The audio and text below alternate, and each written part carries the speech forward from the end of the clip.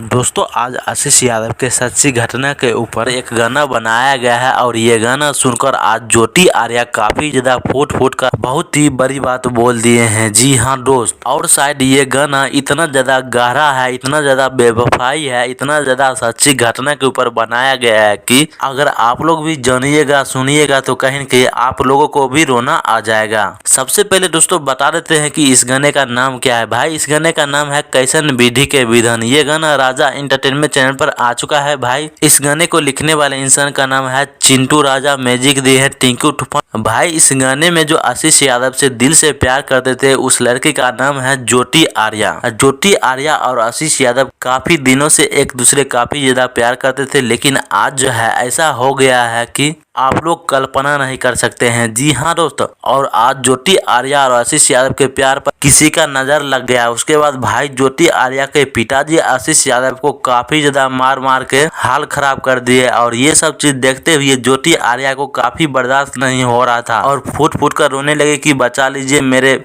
आशीष जान का, मैं अब से ऐसा गलती नहीं करूंगी, प्लीज उसको छोड़ दीजिए। इतना बड़ा बात बोल दिया। ऐसे दोस्तों आपकी क्या प्रक्रिया है, आप सभी जरूर कमेंट बॉक्स में बताइएगा।